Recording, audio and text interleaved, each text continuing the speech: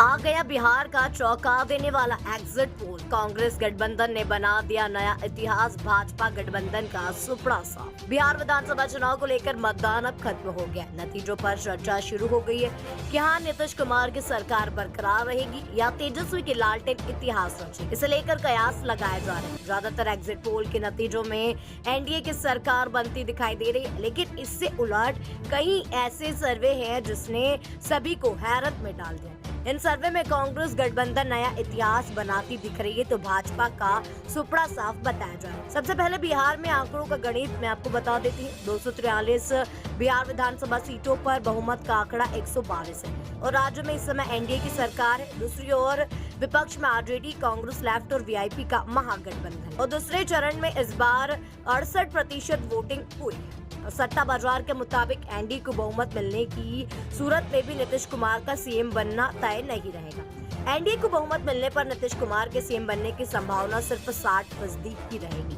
और बीजेपी का सीएम बनने की संभावना भी 20 से 25% है। तो वहीं महागठबंधन को बहुमत मिलने पर तेजस्वी यादव के सीएम बनने के चांसेस 97% से ज्यादा है।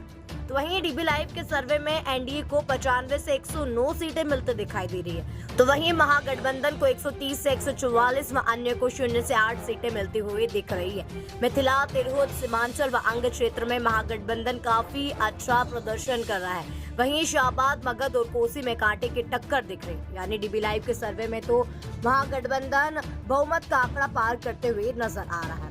तो वहीं मिलर टाइम्स की 4 टीमें भी इस बार बिहार चुनाव में जमीन पर मौजूद थी और उन्होंने भी लगभग एक सर्वे तैयार किया है।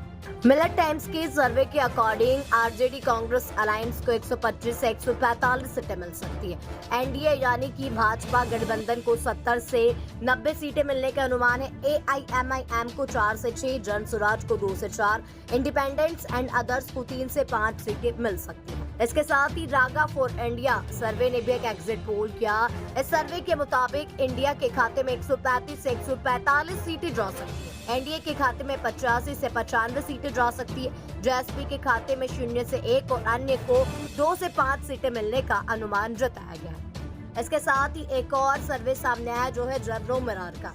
जर्नो मिरर के सर्वे के मुताबिक एनडीए के खाते में 100 से 110 सीटें जाने का अनुमान है और महागठबंधन इसमें भी बढ़त बनाए हुए हैं।